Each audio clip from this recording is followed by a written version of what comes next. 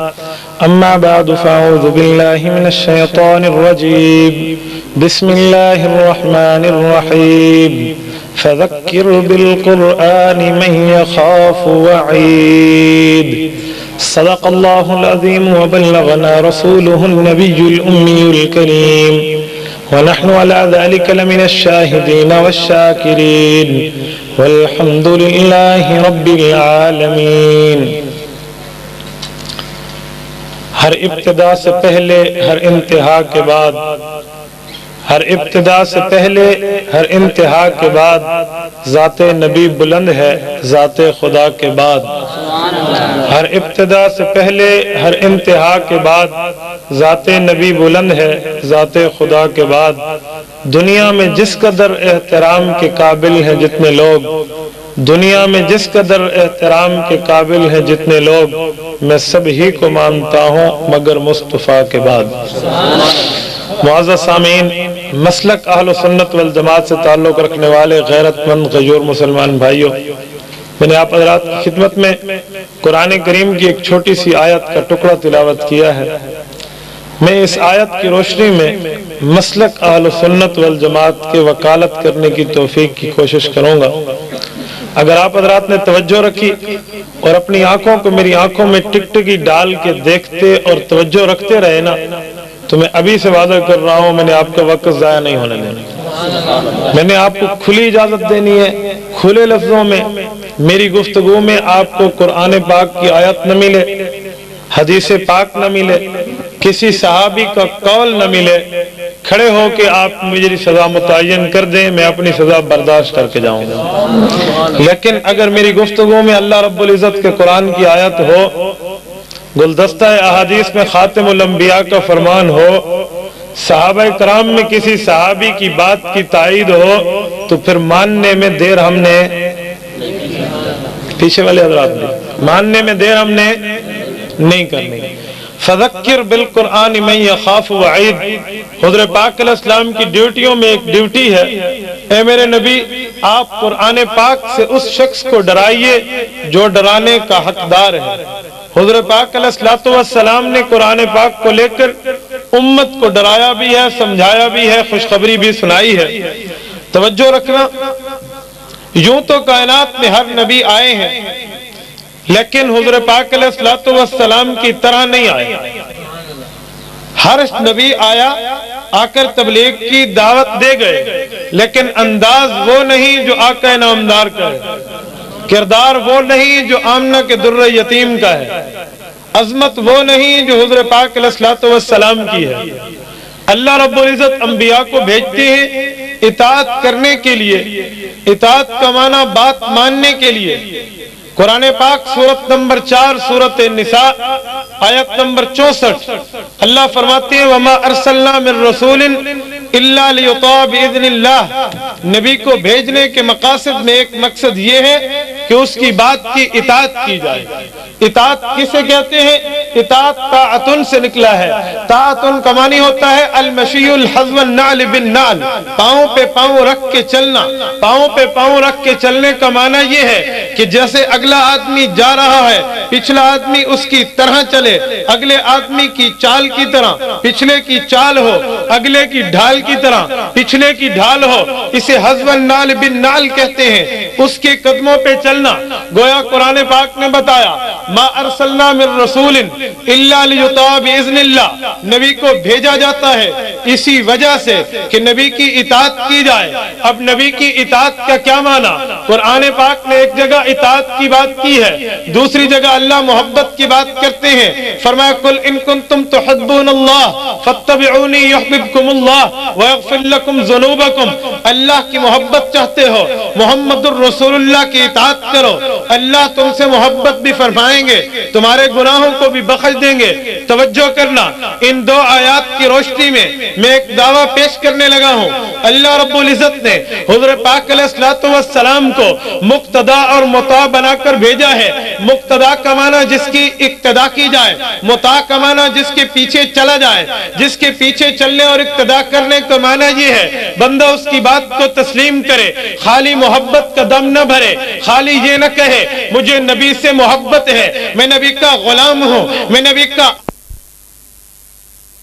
ایک لقب قرآن پاک میں جہاں آخری صفحات میں حضور کے نام لکھے ہوئے ہیں، وہاں ان ناموں میں ایک نام الاول بھی ہے، الآخر بھی ہے۔ الاول کا معنی پہلا، الآخر کا معنی آخری۔ گویا حضور پاک علیہ السلام کے صفات میں ایک صفت یہ ہے کہ سب سے پہلے حضور پاک علیہ السلام ہیں، الآخر سب سے آخری حضور پاک علیہ السلام ہیں۔ ایک حدیث میں حضرت ابو ہریرہ فرماتے ہیں حضور پاک علیہ السلام نے فرمایا کنت نبیّا وان آدم بین الماء والطین، اللہ نے مجھے اس وقت نبی بنانے کا فیصلہ کر لیا تھا، ابھی آدم علیہ السلام کا خبیر تیار نہیں ہوا تھا۔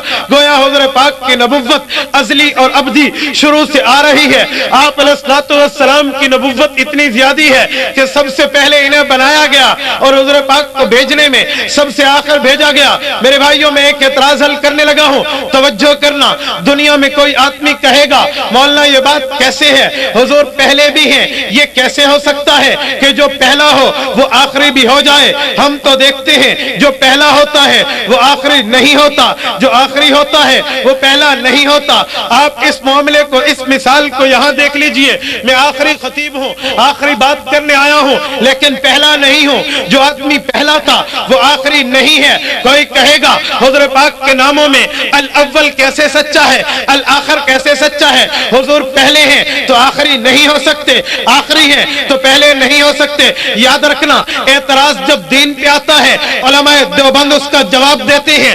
دنیا جہان میں دین اسلام پہ کوئی ایسا اعتراض نہیں ہے جس کا جواب دیوبند کے فرزندوں نے نہ دیا ہو۔ دیوبند کے فرزند نے دین کی حفاظت بھی کی ہے، اعتراض کا جواب بھی دیا ہے۔ حجت اللہ فی الارض قاسم العلوم والخیرات مولانا محمد قاسم نانوتوی بانی دارالعلوم دیوبند فرماتے ہیں لوگوں تمہاری عقل کی کسوٹی کہاں غائب ہو گئی ہے؟ اگر عقل سے سوچو حضور اول بھی ہو سکتے ہیں، عقل سے سوچو آخر بھی ہو سکتے ہیں۔ دنیا میں بہت سے مقام ایسے ہیں بننے سے پہلے نظر نہیں آیا، بنا پہلے تھا، نظر بعد میں آیا ہے۔ جب دائرہ مکمل کر لیا پھر پلکار کو اٹھا لیا، جب پلکار اٹھ گئی دائرہ بنا بعد میں تھا، نظر پہلے آیا، اور پلکار کی نوک رکھنے سے جو سوراخ بنا پہلے تھا نظر بعد میں آیا۔ اب کوئی کہے گا کیسے ہو سکتا ہے؟ ہم کہیں گے سنو، یہ پلکار کی نوک رکھنے سے پہلے دائرہ نہیں تھا، دائرہ بعد میں بنا ہے، نوک رکھنے سے نشان پہلے بنا ہے لیکن ظاہر بات میں ہوا ہے۔ فرمایا اسی طرح کنت نبیّا وان آدم بین الماء والطین، ابھی آدم کا خبیر نہیں بنا تھا، حضور نبی تھے، الاول پہلے بھی تھے، الآخر آخری بھی تھے۔ فرمایا ہاں ابھی حضرت آدم پیدا نہیں ہوئے، وجبت علیہ النبوہ، حضور کی نبوت کا فیصلہ کر دیا گیا۔ گویا حضور پاک کو جب اللہ نے نبوت دی ہے تو سب سے پہلے دی ہے، جب بھیجا ہے تو سب سے آخر میں بھیجا ہے، الاول بھی ہے الآخر بھی ہے۔ جزاکم اللہ۔ نعرے چھوڑے، میں نعرے کا مخالف نہیں ہوں، ٹائم کم ہے۔ الاول بھی ہے، الآخر بھی ہے، اول بننے میں ہے، آخر نازلہ آنے میں ہے۔ الاول بننے میں ہے، آخر بھیجنے میں ہے، تو الاول بھی ہو سکتے ہیں، الآخر بھی ہو سکتے ہیں۔ یاد رکھیں، اعتراض قرآن پہ آتا ہے تو جواب بھی علماء دیوبند دیتے ہیں۔ میرے بھائیو یاد رکھنا، ایک کافر نے حضرت نانوتوی سے سوال کیا تھا، تم کہتے ہو تمہارے نبی سچے ہیں، تم کہتے ہو تمہارے نبی صادق ہیں، تم کہتے ہو تمہارے نبی امین ہیں۔ صادق کا معنی سچا، امین کا معنی امانت دار۔ حضرت نانوتوی نے کہا ہاں میں یہ بات بھی کہتا ہوں کہ سورج مشرق کے بجائے مغرب سے تو نکل سکتا ہے، پر میرے حبیب کی بات جھوٹی نہیں ہو سکتی۔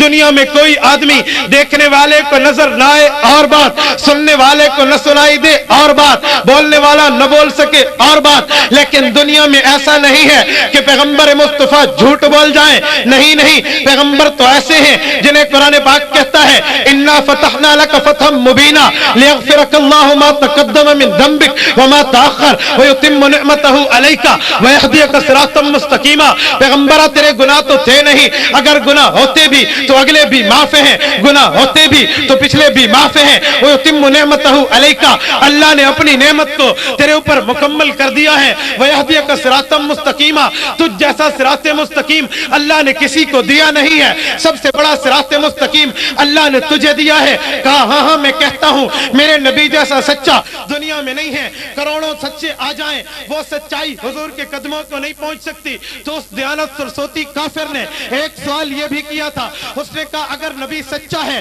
تو اس نے سورۃ فاتحہ بھی قرآن میں دی ہے۔ حضرت نانوتوی بانی دارالعلوم دیوبند نے فرمایا ہاں ہاں حضرت محمد الرسول اللہ نے سورۃ فاتحہ دی ہے، اور اس نے کہا سورۃ فاتحہ الحمدللہ اللہ کا کلام ہے۔ فرمایا ہاں ہاں اللہ کا کلام ہے۔ اس دیانت سرسوتی ہندو نے کہا میں نہیں مانتا یہ اللہ کا کلام کیسے ہے؟ کہا تو اعتراض کر، جواب دینا محمدی خادم کے ذمہ ہے۔ اس نے اعتراض کیا، اس نے کہا سورۃ فاتحہ بتاتی ہے ایاک نعبد و ایاک نستعین، اللہ تیری عبادت کرتے ہیں تجھ ہی سے مدد مانگتے ہیں۔ پوچھا یہ اللہ کا کلام ہے؟ میں درمیان میں رکا ہوں آپ کو سمجھانے کے لیے، شاید تیزی میں بات سمجھ نہ آئے۔ ایاک نعبد، تیری عبادت کرتے ہیں، و ایاک نستعین، تجھ ہی سے مدد مانگتے ہیں، یہ اللہ کا کلام ہے یا نہیں ہے؟ پچھلے بھی کلام ہے یا نہیں ہے؟ کلام اللہ ہے؟ اچھا اب دیانت سرسوتی کا اعتراض سننا کافر کا۔ اس نے کہا اگر اللہ کی بات ہے، اللہ کا کلام ہے، ایاک نعبد تیری عبادت کرتے ہیں، ایاک نستعین تجھ ہی سے مدد مانگتے ہیں، بتاؤ جب اللہ نے یہ بات کی ہے پھر اللہ نے کس کی عبادت کی ہے؟ جب اللہ نے یہ بات کی ہے پھر اللہ نے کس سے مدد مانگی ہے؟ تو اور میں نماز میں پڑھتے ہیں تو عبادت خدا کی کرتے ہیں، نماز میں پڑھتے ہیں تو مدد خدا سے مانگتے ہیں۔ اگر یہ کلام اللہ ہے، یہ بات اللہ کی ہے، تو جب اللہ ایاک نعبد کہتے تھے عبادت کس کی نیت کرتے تھے؟ ایاک نستعین کہتے تھے، مدد کے لیے کس کی نیت کرتے تھے؟ اب سن اعتراض قرآن پاک پہ، اور جواب رب نے علماء دیوبند کو عطا کیا ہے۔ دیوبند کی فطرت میں قدرت نے لچک دی ہے، جتنا ہی دباؤ گے اتنا ہی ابھرے گا۔ میں نے شان مصطفیٰ عنوان علماء دیوبند سے پیش کرنا ہے۔ سن حضرت نانوتوی کا جواب، سینہ تان کے جواب دیا، کلام اللہ کا ہے، یہ بات اللہ نے کی ہے، اپنے لیے کی ہے، لیکن اللہ رب العزت بات کرتے ہیں تو اللہ کی بات ہے، اللہ کی بات بھی سچی ہے، محمد کی بات بھی سچی ہے۔ اس نے کہا دلیل؟ کا سن دلیل، یہ بتا جب ہیڈ ماسٹر بچوں کو سکول میں درخواست یاد کرواتا ہے کہ نہیں کرواتا ہے یا نہیں کرواتا ہے؟ جب ہیڈ ماسٹر کہتے ہیں بچوں لکھو، بخدمت جناب ہیڈ ماسٹر صاحب، بچے لکھتے ہیں۔ پھر ہیڈ ماسٹر کہتے ہیں جناب عالی، most respectfully I beg to say that I am ill وغیرہ، گزارش ہے مؤدبانہ کہ فدوی کو ایک کام ہے یا فدوی بیمار ہے، یہ باتیں لکھتے ہیں۔ فدوی کو ایک یوم کی چھٹی چاہیے، برائے مہربانی لہذا چھٹی عطا کیجئے، آپ کی نوازش ہوگی، العارض فلاں اے بی سی ڈی بات کر جاتا ہے۔ کہا ہاں، کہ بتاؤ جب ہیڈ ماسٹر بچے کو کہتے ہیں لکھ بخدمت جناب ہیڈ ماسٹر، تو جب بچہ لکھتا ہے اور ہیڈ ماسٹر کہتا ہے تو ہیڈ ماسٹر تو وہ خود ہے، وہ کس کو ہیڈ ماسٹر کہتا ہے؟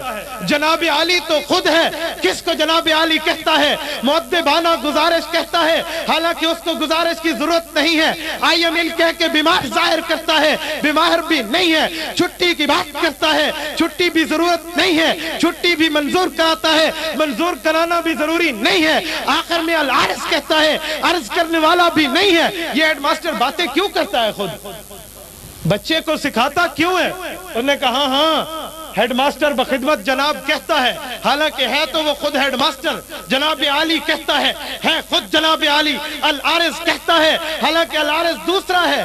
یہ بچے کو سکھانے کے لیے، بچے کو سمجھانے کے لیے کہ بچوں کل سے تجھے کام پڑے تو باتیں یوں کرتے ہیں، بخدمت جناب لکھتے ہیں، ہیڈ ماسٹر کہتے ہیں، جناب عالی کہتے ہیں، گزارش کے لفظ لکھتے ہیں، العارض کی بات کر کے یوں مجھ سے مانگا کر۔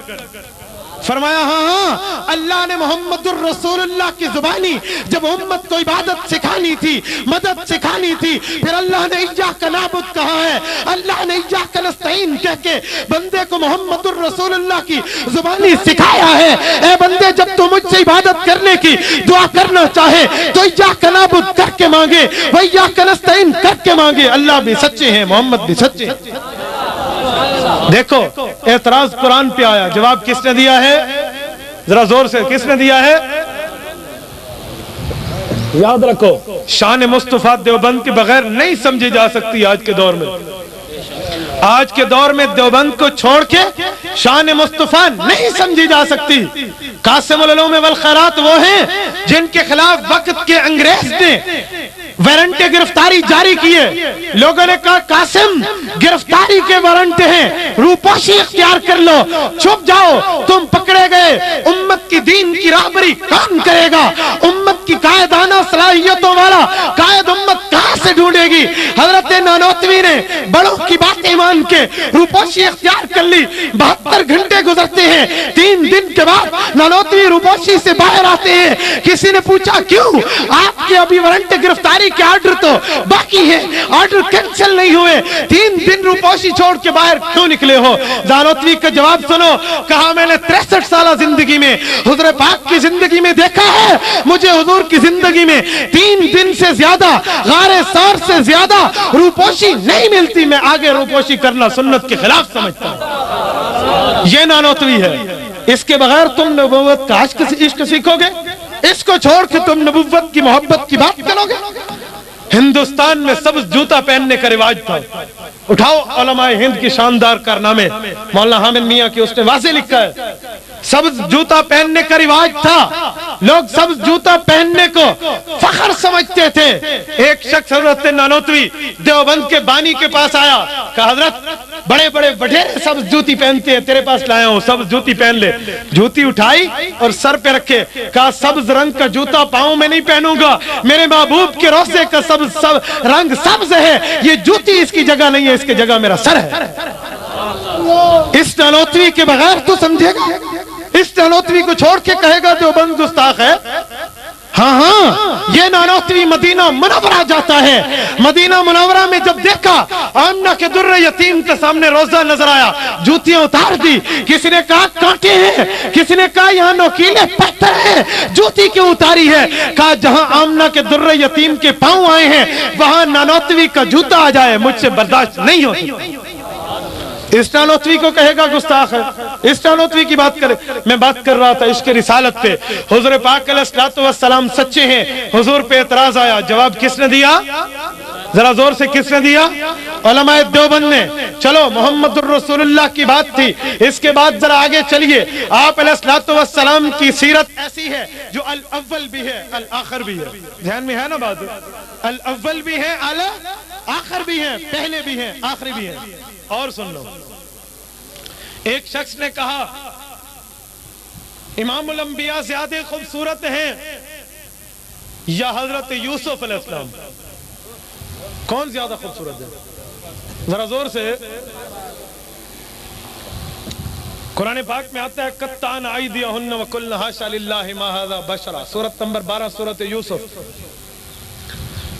مصر کی عورتوں نے یوسف کو دیکھا انگلیاں کٹا دیں، حضور کو دیکھ کے تو کسی نے انگلیاں نہیں کٹائیں۔ اگر کوئی یہ اعتراض کرے جواب کیسے دو گے؟ سنو زبردست، میں اس پہ ایک اعتراض کروں گا، جواب آپ کے ذمہ۔ حضرت عائشہ سے کسی نے پوچھا اماں حضور پاک کو دیکھ کے تو کسی نے انگلیاں نہیں کٹائیں، یوسف کو دیکھ کے لوگوں نے انگلیاں کٹائی ہیں، تم کہتی ہو تمہارا خاوند بہت خوبصورت ہے، اور اس میں کوئی شک نہیں ہے کہ آمنہ کے در یتیم جیسا دنیا میں کوئی نہیں۔ اما عائشہ نے فرمایا فلو سمعوا فی مصر اوصاف خدہ ما بذلوا فی سوم یوسف من نقدی لوامی زلیخۃ لو رأین جبینہ لعثرن بالقطی قلوبہن علی الید۔ مصر کی عورتوں نے حضرت یوسف کو دیکھا تھا، میرے آمنہ کے در یتیم کو نہیں دیکھا۔ یوسف کو دیکھا تو انگلیاں کٹائیں، اگر محمد الرسول اللہ کو دیکھتی لعثرن بالقطی قلوبہن علی الید، پھر انگلیوں کے بجائے گردنیں کٹا ڈالتے، جیسے بزرگوں نے فرمایا۔ اب اعتراض سننا، ایک باطل نے اعتراض کیا، اس نے کہا کیسے کہتے ہو گردنیں کٹائیں؟ اس وقت تو یوسف کو دیکھنے والیوں کے ہاتھ میں سیب تھے، دوسرے ہاتھ میں چھری تھی، چھری اور سیب کو ہاتھ میں رکھ کے کاٹا جاتا ہے تو انگلی کٹنی سمجھ آتی ہے، کوئی سیب کو گردن پہ رکھ کے تو نہیں کاٹتا، گردن کیسے کٹتی؟ کوئی اپنے سیب کو دل پہ رکھ کے تو نہیں کاٹتا، پھر حضور کو دیکھ کے دل کیسے کاٹتے؟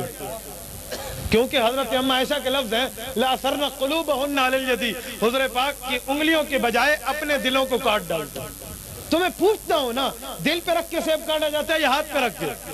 ذرا زور سے یار، میں اعتراض کا جواب دوں گا، میں نے شروع میں خطابت نہیں کہی، وکالت کہی ہے۔ وکیل دلیل پہ دلیل دیتا ہے، آپ نے میری دلیل پہ توجہ رکھنی ہے، ٹھیک ہے؟ میں نے خطابت نہیں کہی، اس لیے میں نعرہ منع کیا۔ خطیب چاہتے شور ہو، وکیل چاہتے سناٹا ہو اور میرے دلائل سنیں، دلائل دینے، اس لیے میں نے سناٹا کرایا۔ توجہ، دل پہ سیب رکھ کے کاٹا جاتا ہے یا ہاتھ پہ؟ تو ہاتھ سے تو انگلی کٹتی ہے، دل پہ کون رکھتا ہے؟ سن، میں اما عائشہ کی اس اعتراض کا جواب دینے لگا ہوں دیوبند کے علماء کی روشنی میں۔ سن، دیوبند کے علماء کی روشنی، فرمایا ہاں تم نے سمجھا نہیں ہے اماں کے شعر کو۔ اماں نے بہت زبردست اور گہرائی والی بات کی ہے۔ 1000 روپے کے نوٹ میں 100 روپیہ ہوتا ہے پر نظر نہیں آتا، اسے سمجھنا پڑتا ہے دیکھے بغیر۔ فرمایا اماں نے دل کی بات کی ہے تو بڑی زبردست اشارہ دیا ہے۔ اماں فرمانا چاہتی ہیں حضور مرکز نبوت ہیں، باقی انبیاء شاخ نبوت ہیں۔ حضور مرکز ہیں، باقی شاخ ہیں۔ شاخ اور مرکز میں فرق ہوتا ہے۔ مرکز تنے کو کہتے ہیں، شاخ ٹہنی کو کہتے ہیں۔ تنے سے چیز نکلتی ہے، شاخ میں چیز پہنچتی ہے۔ تنا طاقتور ہوتا ہے، شاخ طاقتور ہوتی ہے۔ تنا کمزور ہوتا ہے، شاخ کمزور ہوتی ہے۔ تنے میں خوراک آتی ہے، شاخ میں خوراک آتی ہے۔ مرکز اور چشمے میں پانی آتا ہے، نہروں میں پانی آتا ہے۔ چشمہ خشک ہو جائے، نہریں خشک ہو جاتی ہیں۔ چشمہ خشک ہو جائے، نالیاں خشک ہو جاتی ہیں۔ فرمایا اسی طرح حضور مرکز نبوت ہیں، باقی انبیاء نہر نبوت ہیں۔ چشمے سے، مرکز سے نبوت نکلتی ہے، باقی انبیاء میں نبوت پہنچتی ہے۔ ان میں ایک ایک چیز پہنچی، اس پہ مکمل چشمہ آیا، اس پہ ایک ایک صفت آئی، اس پہ مکمل مرکز آیا۔ مرکز رکز سے نکلا ہے، رکز خزانے کو کہتے ہیں۔ جہاں خزانہ ہوتا ہے، خزانے سے نکل کے جیب بھرا کرتے ہیں، خزانے سے نکل کے بٹوے بھرا کرتے ہیں، خزانے سے نکل کے لوگوں کی جھولیاں بھر دیا کرتی ہیں۔ جھولیاں اصل نہیں ہوتی، اصل خزانہ ہوتا ہے۔ جیب اصل نہیں ہوتا، اصل خزانہ ہوتا ہے۔ بٹوا اصل نہیں ہوتا، اصل خزانہ ہوتا ہے۔ نہر اور نالی اصل نہیں ہوتی، اصل چشمہ اور مرکز ہوتا ہے، اصل تنا ہوتا ہے۔ شاخ اصل نہیں ہوتی۔ محمد الرسول اللہ مرکز نبوت ہے۔ آدم سے عیسیٰ تک شاخ نبوت ہے۔ یہاں سے نبوت نکلتی ہے، باقی انبیاء کو نبوت ملتی ہے۔ یہاں سے نبوت پھوٹتی ہے، باقیوں کو نبوت پہنچتی ہے۔ یہ مرکز ہے، وہ شاخ ہے۔ فرمایا جس طرح نبوت سے مرکز سے چیز نکلی، باقی انبیاء کو ملی، وہ شاخ ہے۔ تو فرمایا اسی طرح ایک بدن ہے، بدن میں مرکز بدن دل ہے، شاخ بدن انگلیاں ہیں۔ دل سے ارادہ نکلتا ہے، انگلی وہی جاتی ہے۔ دل سے منشا نکلتی ہے، انگلی وہی جاتی ہے۔ دل نے کہا دائیں انگلی کروں، ہاتھ دائیں گیا۔ دل نے کہا بائیں انگلی کروں، ہاتھ بائیں گیا۔ دل نے کہا ہاتھ باندھ لوں، انگلیاں بندھ گئیں۔ دل مرکز بدن ہے، انگلی شاخ بدن ہے۔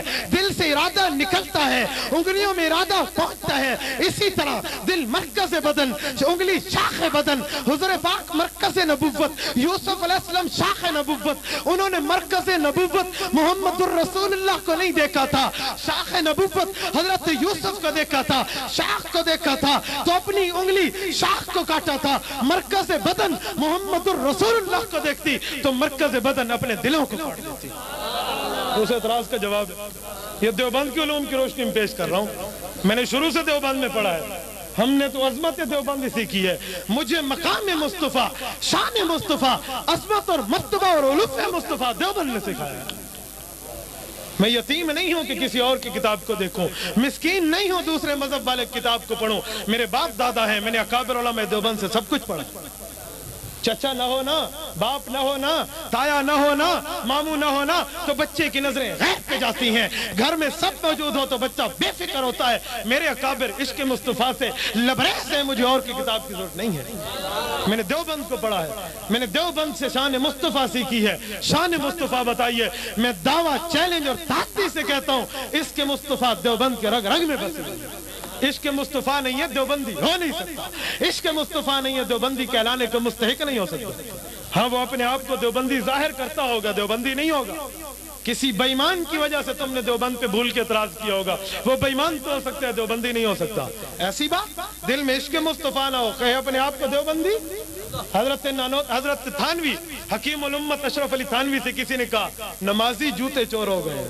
کیا فرمایا؟ نہیں، جوتے چور نمازیوں کی شکل اختیار کر گئے ہیں. جوتے چور نمازیوں کی شکل اختیار کر گئے ہیں.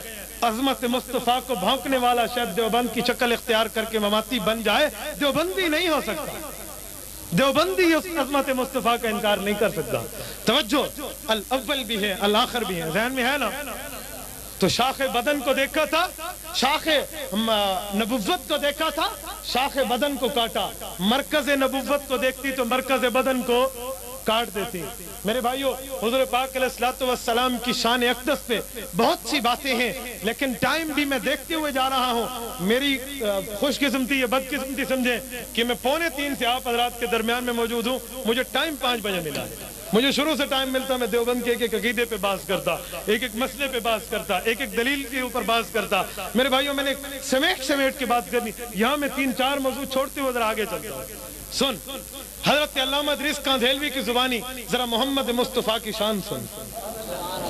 بتاؤ مدینہ میں حضور پاک علیہ السلام کے میزبان کا نام کیا ہے؟ کسی کو یاد ہے؟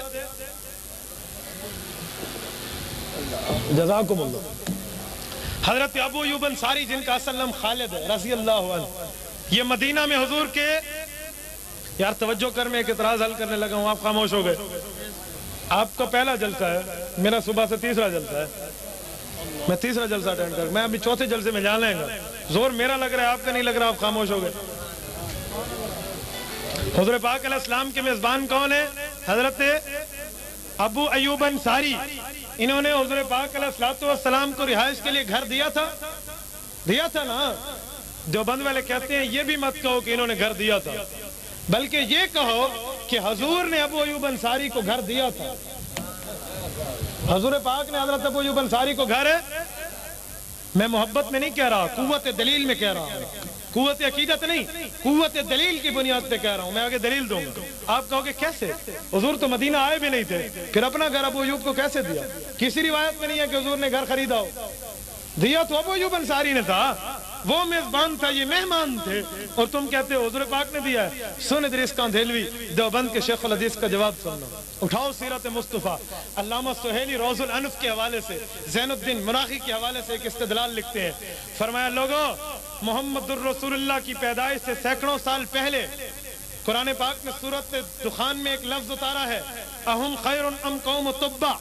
اس آیت کی تفسیر فرماتے ہوئے کہتے ہیں سنو، یہ آیت بتاتی ہے محمد الرسول اللہ گھر کے مالک تھے، ابو ایوب انصاری گھر میں مہمان تھے. ابو ایوب نے گھر نہیں دیا تھا، خود حضور پاک نے ابو ایوب کو دیا تھا. فرماتے ہیں اس کی دلیل یہ ہے، حضور کی پیدائش نہیں ہوئی تھی. حضور کی پیدائش سے سینکڑوں سال پہلے کی بات ہے. کتنے سال پہلے؟ توجہ رکھنا، سینکڑوں سال پہلے. دیوبند کے عشق مصطفیٰ دیکھ. قوم تبع کا بادشاہ شاہ تبع ہے، 400 علماء کو ساتھ لے کے گزر رہا ہے. یثرب کی وادی سے گزرتا ہے، وہاں رکا قیام کے لیے، آرام کے لیے. جب آرام کر کے کوچ کرنے کی باری آتی ہے کہ یہاں سے نکلنا چاہیے، یہاں سے جانے کی بات آتی ہے کہ یہاں سے آگے سفر کرنا چاہیے، تو قوم تبع نے اپنے ان حضرات سے کہا جو حضرات اس کے مصاحبین تھے، علماء 400 کی تعداد میں ساتھ تھے، بھئی تم تیاری کیوں نہیں کرتے؟ تم چلو نا، ہماری منزل تو آگے ہے. لیکن 400 مولویوں نے بیک زبانوں کے کہا بادشاہ سلامت، آپ ہمیں لے آئے ہو، لیکن ایک بات ہماری بھی مانو، ایک دن اور یہاں رک جاؤ. وہ رک گئے ہیں، لیکن لوگوں نے دیکھا رات بادشاہ بھی رک گیا ہے، یہ لوگ بھی رک گئے ہیں. تورات اور انجیل کے نسخے لے کے یہ یہود اور عیسائیوں کے عالم مدینہ کی گلیوں میں جاتے ہیں، مدینہ مدینہ کے پتھروں کو اٹھاتے ہیں، تورات اور انجیل کو دیکھتے ہیں، اس کے سنگریزوں کو اٹھاتے ہیں، اپنی کتابوں کو پڑھتے ہیں، پہاڑوں کو دیکھتے ہیں، کتابوں سے نشانیاں ملاتے ہیں، وہاں کے درختوں کو دیکھتے ہیں، وہاں کی نشانیاں ملاتے ہیں۔ جب عرصہ گزر گیا، رات گزری، پھر رات کے آخری پہر میں بادشاہ اٹھتا ہے۔ آپ علیہ السلام کی محبت میں سینکڑوں سال پہلے یہ 400 مولوی شاہ طبہ کے پاس پہنچ جاتے ہیں۔ اے بادشاہ سلامت، ہم 400 آدمیوں کا اجماع ہے، تم سے ایک درخواست کرنے آئے ہیں۔ بادشاہوں کے بڑے دل ہوا کرتے ہیں، آپ ہماری خواہش کو پورا کر دیجئے۔ بادشاہ نے کہا بتاؤ کون سی خواہش ہے، تمہیں ساتھ لے کے چلتا ہوں، تم تو میری پارلیمنٹ ہو، تمہاری بات نہیں تو کس کی بات مانوں گا؟ ان نے کہا ہمیں اجازت دو، ہم یہاں رہنا چاہتے ہیں، ہم یہاں سے آگے نہیں جاتے۔ بادشاہ نے کہا تو سب نے کہا ہم سب رہنا چاہتے ہیں۔ آخر بادشاہ بھی سوچنے لگا، کوئی اکا دکا ہوتا تو بات سوچنے کی تھی، سب نے کہہ دیا ہم یہاں رہتے ہیں، آخر وجہ کیا ہے؟ تو انہوں نے کہا بادشاہ سلامت، ہماری کتابیں بتاتی ہیں جو آخری نبی حضرت محمد الرسول اللہ آئیں گے، یہ یثرب کی وادی جو بعد میں مدینہ منورہ بنے گی، مدینہ طیبہ بنے گی، یہ اس کی جائے ہجرت ہوگی، یہ اس کی جائے مدفن ہوگی، یہ اس کا جائے قرار ہوگی، یہاں اس کا روضۃ من ریاض الجنہ بنے گا۔ ہم چاہتے ہیں کہ وہ نبی آئے تو ہم اس کا استقبال کرنے والے ہوں، ہم یہاں رہنا چاہتے ہیں، اس کی جگہ کو، اس کے راستے کو، اس کے مشن کو ہم بات کرنا چاہتے ہیں۔ بادشاہ نے کہا اچھا، جس کے لیے تم 400 عالم یہاں رہنا چاہتے ہو تو تمہیں یہاں خالی رہائش کی اجازت نہیں دیتا۔ بادشاہ تو اپنے چار کے مطابق، اپنی شان کے مطابق سوالوں کے جواب دیا کرتے ہیں۔ میں 400 آدمیوں کو 400 گھر بھی بنوا کے دوں گا۔ بادشاہ نے 400 محلات تعمیر کرائے، ایک ایک عالم کو ایک ایک محل میں بسا دیا، رہنے کے حکم دیا، پھر ایک محل بنوایا، ایک گھر تعمیر کیا، کہا لوگوں جس نبی کے لیے تم یہاں رہنا چاہتے ہو، میں یہ مکان اس نبی کے لیے بنوا رہا ہوں، وہ نبی آئے گا اس کو میری طرف سے یہ مکان گفٹ کرنا۔ پھر شاہ طبہ نے کہا پتہ نہیں میری عمر ہوگی یا نہ ہوگی، میں بھی اس نبی کے پاس پہنچتا، لغسلت عن قدمی، شاہ کیسر کی طرح اس کا بھی جب جذبہ ابھرا، اس نے ایک وقت منگوایا، اپنے کاتب کو بلا کے کہا اس پہ کچھ لکھو اور اس نبی کو جا کے پیغام دے دینا، اے لوگوں تم ملنا تو تم دینا، تمہاری نسلیں ملنے تو اپنی نسلوں کو وصیت کر دینا کہ محسن بادشاہ کی یہ بات محمد الرسول اللہ کی خدمت میں پہنچا دینا۔ بادشاہ نے وہ لفظ لکھے ہیں، دیوبند کے شیخ الحدیث مولانا ادریس دہلوی نے سیرت المصطفیٰ میں اس کے الفاظ لکھے ہیں، واللہ میری زبان اجازت نہیں دیتی، میں اپنی زبان میں اس کا ترجمہ کیسے کروں، میں اس کے الفاظ پڑھ کے اپنی زبان میں ترجمہ کی کوشش کروں گا۔ اس بادشاہ نے ایمان میں ڈوب کے شعر کہا ہے، اس نے کہا شہدت علی احمد انہ رسول من اللہ بار نسمی فلو مد عمری الى عمره لکنت وزیر اللہ وابن عمی وجاہدت بالسیف اخدعہ وفرجت عن صدره کل غمی۔ اے نبی جس کے لیے میرا 400 آدمی یہاں رہنے کی خواہش کرتا ہے، میرا جی تو چاہتا ہے کہ میں تجھے دیکھ کے تیرے اوپر ایمان لاتا، نہیں ابھی اگر دیکھا نہیں ہے تو شہدت علی احمد انہ، میں گواہی دیتا ہوں تو اللہ کا وہ نبی ہے جس کو احمد نام تورات انجیل میں ملا ہے، رسول من اللہ بار نسمی، کائنات کو پیدا کرنے والے کا تو نمائندہ بن کے آئے گا۔ فلو مد عمری الى عمره، اے کاش میری عمر لمبی ہوتی، میں تیری عمر تک پہنچ جاتا، لکنت وزیر اللہ وابن عمی، میں تیرا کزن بن کے، چچازاد بھائی بن کے، تیرا وزیر بن کے تیرے مدد کرتا، تیری نصرت کرتا۔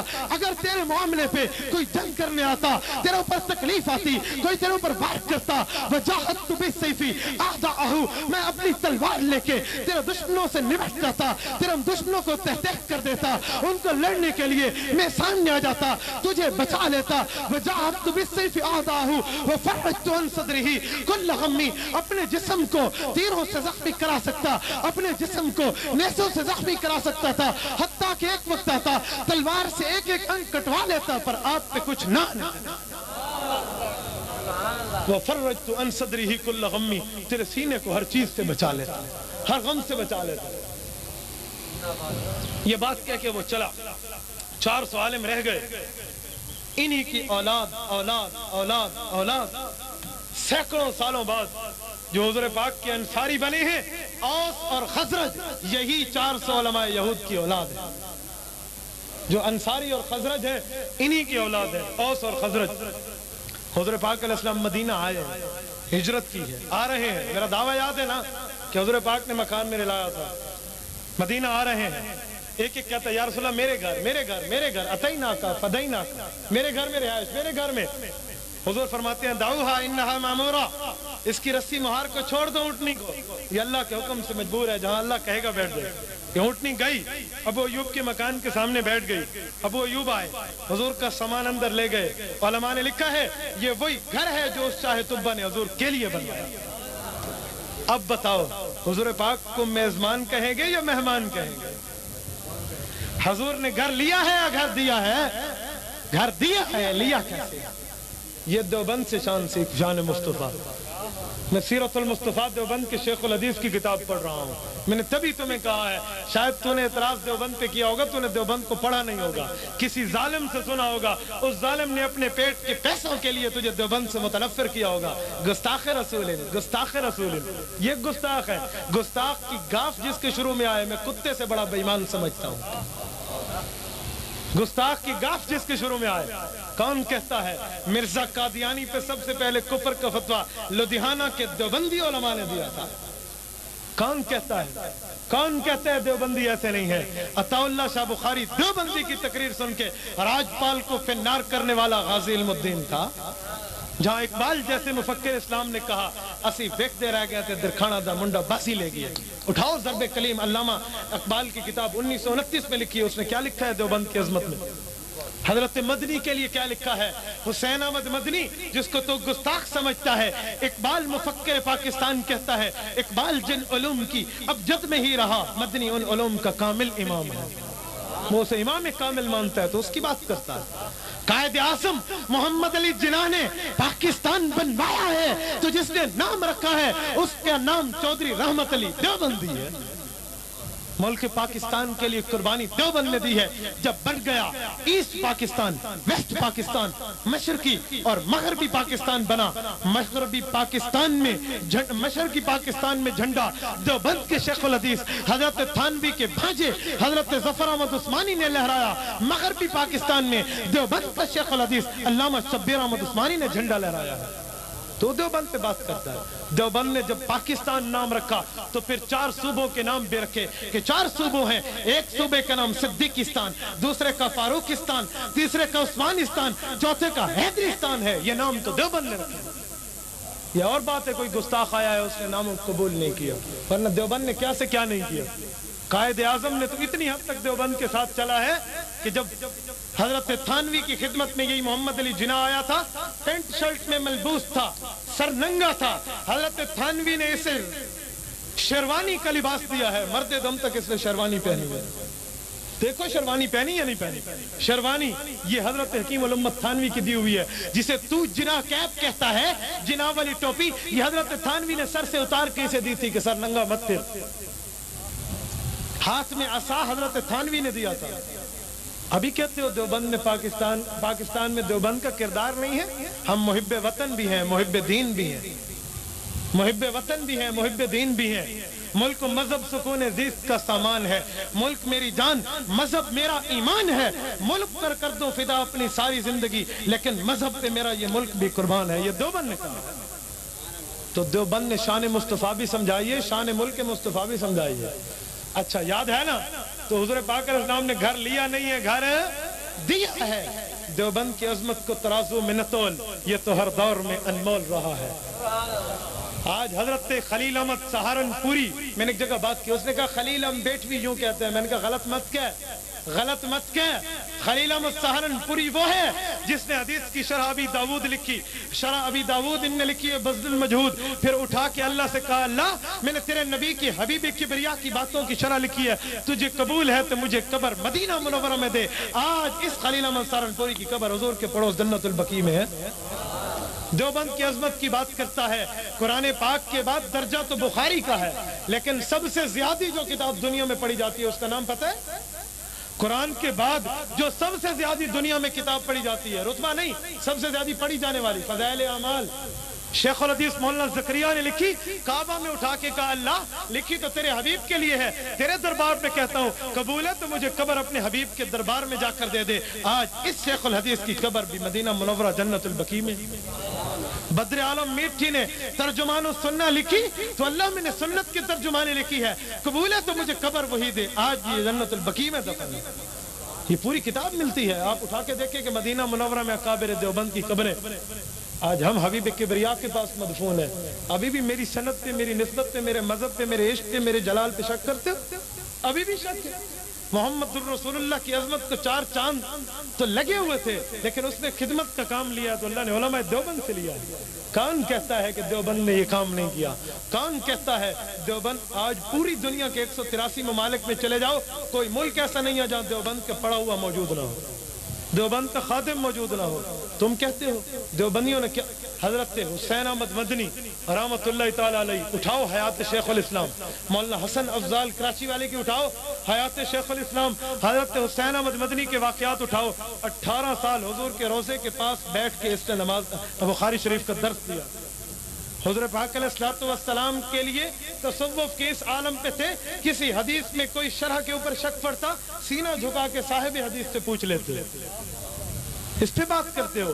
یہی حسین احمد مدنی، اس نے وہاں بیٹھ کے پڑھایا ہے۔ چلو ایک واقعہ اور بھی سناتا جاؤں، یہ موضوع تو اپنی جگہ ہے کہ حیات انبیاء قرآن سے ثابت ہے، میرا موضوع نہیں ہے، ورنہ میں اس پہ آیات پڑھتا، حدیث پڑھتا۔ حضرت مدنی کی بات آئی تو حیات پہ بات سنو۔ حسن افضال لکھتے ہیں حضرت مدنی کے خلیفہ، فرمایا حضرت مدنی کے سامنے ایک بے ایمان حیات النبی کا منکر بیٹھا تھا۔ حضرت مدنی نے کہا الانبیاء احیاء فی قبورہم، نبی قبر میں زندہ ہے۔ اس نے اعتراض کیا، حضرت نے جواب دیا، پھر اعتراض کیا، پھر جواب دیا، پھر اعتراض، پھر جواب۔ آخر حضرت مدنی نے تصوف اور کشف کی حالت میں پہنچ کے اللہ سے عرض کیا اللہ اسے کیسے سمجھاؤں؟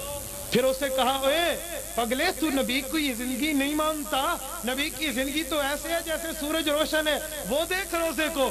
وہ منکر کہتا ہے کہ میں توبہ طیب اسی وجہ سے ہوا، مدنی کے کہنے پہ روزے کو دیکھا تو روزہ یوں لگا جیسے روزہ مبارک کی جالیاں ہٹ گئی۔ حضور پاک علیہ السلام زندہ بیٹھ کے کہتے ہیں میری حیات نہیں مانتا۔ اٹھا حیات شیخ الاسلام، اٹھا حضرت مدنی کی، اس پہ بات کرتے ہو۔ میرے بھائیوں دیوبند کے اوپر بات مت کیا کرو، کسی بے ایمان بندے کی بات سن کے دیوبند کو غلط مت کہا کرو۔ دیوبند عظمت، میں نے ابھی 4 واقعے پڑھے ہیں، میں 40 واقعے پڑھ سکتا ہوں دیوبند کی عظمت پہ۔ تمہیں کس نے کہا دیوبند نے عظمت نہیں کہی؟ دیوبند نے جانوں پہ کھیل کے بات کی ہے، جانوں پہ کھیل کے جان دی ہے۔ دیوبند والے انہیں پتہ نہیں کیا سے کیا نہیں کیا، ہر معاملے میں دیوبند والوں نے ایسا کردار ادا کیا ہے، ہر باطل کے سامنے ٹکرا ہے تو دیوبند ہے۔ آج بھی دیکھ سیاست میں دیوبند نظر آتا ہے، تبلیغ میں دیوبند نظر آتا ہے، میدان تعلیم میں دیوبند نظر آتا ہے، میدان تصوف میں دیوبند نظر آتا ہے، میدان جہاد میں دیوبند نظر آتا ہے۔ شہداء دیوبند کے پاس زیادہ، علماء دیوبند کے پاس زیادہ، مدارس دیوبند کے پاس زیادہ، کتابیں دیوبند کے پاس زیادہ، عشق بھی دیوبند کے پاس زیادہ۔ میں کسی غیر کی نفی نہیں کرتا، میں نے تیرے پہ ہٹ نہیں کی، میں اپنی بات کر رہا ہوں۔ اپنے عقیدے کی دلیل دینے پہ پابندی تو نہیں ہے، اپنے عقیدے پہ دلیل دینے پہ پابندی تو نہیں ہے، میں اپنے بزرگوں کی بات کرتا ہوں۔ میرے بھائیوں یاد رکھنا، یہ دیوبند والوں کے پاس ہی عظمت علماء پہنچی ہے۔ اللہ رب العزت نے جتنا دین دیا ہے نا، یہ شان مصطفیٰ میں دیوبند نے سمجھائی۔ یاد رکھنا، ایک شخص نے کہا کوئی کہے نبی ایسا ہے جیسے میرا بھائی، حضرت خلیل احمد سہارنپوری نے لکھا جو یہ کہے میری اور نبی کی نسبت ایسے ہے جیسے بڑے اور چھوٹے بھائی کی، وہ کافر ہے۔ اور تم میرے اوپر اعتراض کرتے ہو، ہم دیوبند والے یوں کہتے ہیں۔ میرے بھائیوں پہلے دیوبند کو پڑھ پھر اعتراض کر۔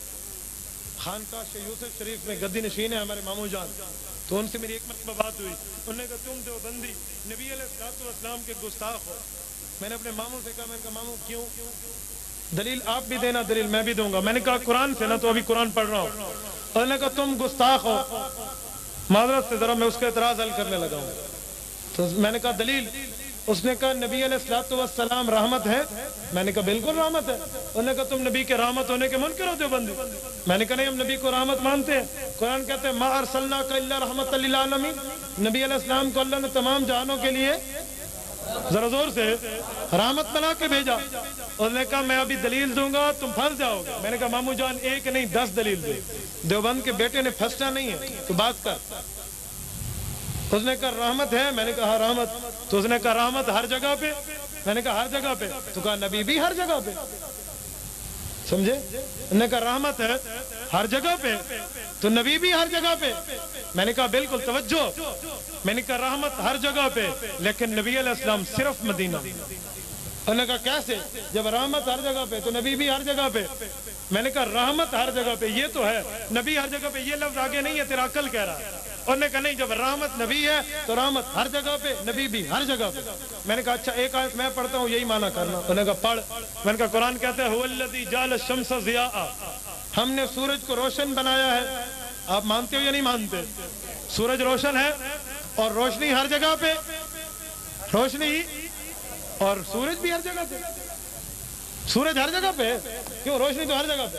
کہتے نہیں سورج اپنی جگہ پہ، روشنی ہر جگہ پہ۔ میں نے کہا سونا نبی بھی مدینے، نور نبوت ہر جگہ پہ۔ تم کیوں کہتے ہو ہم قرآن پاک کے منکر یا نبی کی شان کے گستاخ ہیں؟ ایسی بات تو نہیں ہے۔ میں بچوں کو پڑھا رہا تھا صراط مستقیم کورس میں، میرا ایک شاگرد ہے محسن لغاری، اس سے مجھے فائدہ ہوا ہے، میں نے اس لیے اس کا نام لے رہا ہوں۔ انہوں نے بڑا پیارا جواب دیا۔ انہوں نے کہا استاد جی ساری سرائکی چاہدن بے رحمت ہر جاتے تو نبی بھی ہر جاتے، ساری سرائکی چے بے دھی دھیان رحمت ہے تو جل رحمت ہر جاتے وال دھی دھیان ہی ہر جاتے۔ بچے نے پیارا جواب دیا، میں نے اس کا نقل کر دیا، سمجھے؟ تو مامو جان کو میں نے کہا مامو جان آپ یہ میرے اوپر الزام مت لگاؤ، ٹھیک ہے آپ سجادہ نشین خان کہا کے، اس کا میں نے یہ نہیں ہے کہ تم دیوبندیوں کو گستاخ رسول کہہ دو۔ قرآن سامنے رکھ، حدیث سامنے رکھ، عظمت مصطفیٰ سامنے رکھ، پھر دیوبند پہ بات کر۔ کون سی کسوٹی ہے جس پہ دیوبند والے پورے نہیں ہوتے؟ کون کہتے ہیں میرے بھائیو؟ اچھا بہرحال میرے بھائی یاد رکھنا، ایک مرتبہ ایسا ہوا حضرت نانوتوی رحمۃ اللہ علیہ جنگ لڑ رہے تھے، ایک عیسائی سیکھ آیا مقابلے میں شاملی کے میدان میں، انہوں نے کہا نانوتوی تیری موت میرے تلوار میں ہے۔ حضرت نانوتوی نے فرمایا پیچھے دیکھ وہ کیا ہے؟ تھا کچھ نہیں، کچھ بھی نہیں تھا، پیچھے دیکھ۔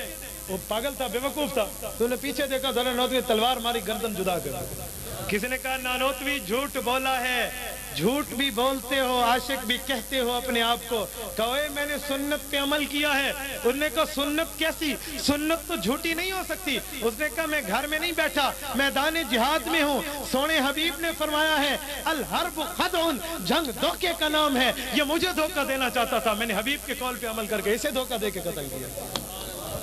دیوبند کی عظمت کو ترازو میں نہ تول، دیوبند کی عظمت کو ترازو میں نہ تول۔ میرے بھائیو یاد رکھنا، دیوبند والوں نے تو ایک ایک موقع پہ سنت کو دیکھا ہے، ایک ایک موقع۔ آپ حیران رہ جاؤ گے، خدا کی قسم آپ عظمت علماء دیوبند کو پڑھو بھی، پتہ نہیں میرے حضرات کیسے ہیں، وہ ہمیں گستاخ رسول کہتے ہیں۔ میرے بھائیو خدا کے لیے ایسا مت کہا کرو، خدا کے لیے کسی آدمی کی غلط باتوں کے اوپر اعتبار مت کیا کرو۔ میں صاحب کا انہی میں سے ہوں، اسی لیے میں اعتراض نقل کر رہا ہوں، وہیں سے سیکھ کے آئے، میرے ماموں سے تعلق ہے گھر سے، لیکن یہ صرف الزام ہے، تحدم ہے، تحکم ہے، سینہ زوری ہے، باقی یہ نہیں ہے۔ اچھا میں بات کو کلوز کرتا ہوں، میں نے شروع میں بات باندھی تھی الاول بھی ہے الاخر بھی ہے، ذہن میں ہے نا؟ پیغمبر الاول بھی ہیں الاخر بھی ہیں۔ حضور پاک علیہ الصلوۃ والسلام کو اللہ نے اول بھی بنایا، آخر بنایا۔ سب سے پہلے نبوت اللہ نے حضور کو دی ہے اور پھر سب سے آخر میں ظاہر کیا ہے۔ میرے بھائیو یاد رکھنا، آخر میں جو آئے اس کا معنی یہ نہیں ہوتا کہ سب سے چھوٹا ہے جس کو آخر میں لایا جاتا ہے، بتایا جاتا ہے یہ آخری مہمان ہے، بڑی عظمت بتانے کے لیے اللہ نے خاتم الانبیاء بنایا ہے، بڑی عظمت بتانے کے لیے۔ اور ہمارا دعویٰ ہے کہ حضور پاک علیہ الصلوۃ والسلام جیسا دنیا میں نبی اور کوئی، دنیا کیا کائنات میں کوئی نہیں۔ بخاری کی زبان میں کہوں، حضرت شاہ جی بخاری فرمایا کرتے تھے سونے محمد کو اللہ جس سانچے کو بڑھایا اور سانچا ہی توڑ دیتا ہے، اور سانچا ہی، یہ حضرت حسان ابن ثابت کے الفاظ کا سرائکی ترجمہ ہے، وَأَجْمَلَ مِنْكَ لَمْ تَلِدِ النِّسَاء، تجھ جیسی پیدا عورتیں نہیں کر سکتی، یہ اس کا ترجمہ ہے، سانچا ہی توڑ دیتا ہے، تجھ جیسی عورتیں پیدا نہیں کر سکتی۔ حضرت حسان فرماتے ہیں وَأَحْسَنُ مِنْكَ لَمْ تَرَ قَطُّ عَيْنِي، میری آنکھوں نے تجھ جیسا حسین نہیں دیکھا۔ عطا اللہ شاہ بخاری فرمایا کرتے تھے میں اس وقت ہوتا تو حسان کے سامنے ہاتھ باندھ کے کہتا حسان تو صحابی ہے ٹھیک ہے، تو رتبے والا ہے ٹھیک ہے، تو نے مصطفیٰ کی زیارت کی ہے ٹھیک ہے، لیکن ایک بات کم کر گئے ہو، یہ مت کہ میری آنکھ نے نہیں دیکھا، لم تَرَ قَطُّ عَيْنٌ، یہ کہ دنیا میں کسی آنکھ نے اس جیسا نہیں دیکھا، یہ کہ دنیا میں اس جیسا کسی آنکھ نے نہیں دیکھا۔ وَأَجْمَلُ مِنْكَ لَمْ تَلِدِ النِّسَاء، عورتیں مجبور ہیں تجھ جیسا پیدا نہیں کر سکتی۔ خُلِقْتَ مُبَرَّأً مِنْ كُلِّ عَيْبٍ، تجھے ہر عیب سے بری کر کے اللہ نے پیدا کیا ہے۔ كَأَنَّكَ قَدْ خُلِقْتَ كَمَا تَشَاءُ، جیسے تو کہتا گیا اللہ تجھے بناتا گیا، تو کہتا گیا اللہ تجھے بناتا ہے۔ ترجمہ میں نے کیوں کیا ہے؟ اس لیے کہ کوئی آدمی کہ ہک ہک شے میں پسند ہی پاتی ہے، دلہن کہتی ہے نا آج کی رات میں نے کانٹے بھی پسند کے پہنے، ٹاپ بھی پسند کے پہنے، موتی بھی پسند کا پہنا، میں نے کجلا بھی پسند کا لگایا، میک اپ بھی پسند کا کیا، کپڑے بھی پسند کے پہنے، خوشبو پرفیوم بھی پسند کی۔ میں تشبیہ نہیں دے رہا، ویسے کہہ رہا بغیر تشبیہ کے۔ تو صحابی کہتے ہیں خلقت مبرأ من کل عیب کأنک قد خلقت کما تشاء، ویسے تو چاہتا گیا اللہ بناتا گیا۔ اللہ میری آنکھ ایسے بنا، اللہ نے بنا دی، میرے کان ایسے بنا، اللہ نے بنا دی۔ اس پہ ایک لمبی تفصیل ہے کیسے بنا۔ اللہ میرے بال ایسے بنا، واللیل اذا سجا، تو بھی قسمیں کھائے۔ میرا چہرہ ایسے بنا، والضحیٰ، تو بھی قسمیں کھائے۔ اللہ میرا سینہ ایسے بنا، الم نشرح لک صدرک، تجھے بھی کہنا پڑے میرے سینے کی بات۔ اللہ میرا شہر ایسے بنا، لا اقسم بہذا البلد، تو بھی قسمیں کھاتا پھر۔ اللہ میرے دانت ایسے بنا، یاسین اور طٰہٰ کے قسم تجھے بھی کھانی پڑی۔ اللہ میری آنکھ ایسے بنا، ما زاغ البصر وما طغیٰ، تذکرہ تجھے بھی کرنا پڑا۔ میرے بھائیو ایک تفصیل ہے اس پہ، ایک لمبا موضوع ہے۔ یہ علماء دیوبند سے عظمت سنا رہا ہوں، ذہن میں ہے بات؟ حضور پاک علیہ الصلوۃ والسلام کی بات ذہن میں ہے؟ تو یہ آخر میں اللہ نے حضور پاک علیہ الصلوۃ والسلام کو بھیجا۔ میں اس پہ ایک بات کر رہا تھا، آپ کے ذہن میں ہے؟ ذہن میں ہے یا کھو گئی ہے؟ کون سی ہے جی؟ الاول بھی ہے، الآخر بھی ہے۔ تو اللہ نے آخر میں بھیجا، اس کا معنی یہ نہیں ہے کہ سب سے کم درجہ ہیں بڑے درجے والے، اور اس طرح اللہ نے بھیجا کہ اس جیسا کائنات میں اور کوئی نہیں ہے۔ میں کہتا ہوں نہیں ہے کیسے؟ خدا پاک نے بھی فرما دیا ہوگا اس جیسا میرے خزانے میں کوئی نہیں ہے۔ مصطفیٰ بات چل رہی تھی، مصطفیٰ، میں نے کہا مصطفیٰ استفاء سے ہے، صفیٌ سے ہے۔ صفیٌ کا معنی چنا ہوا، اللہ نے سب میں ایک کو چنا۔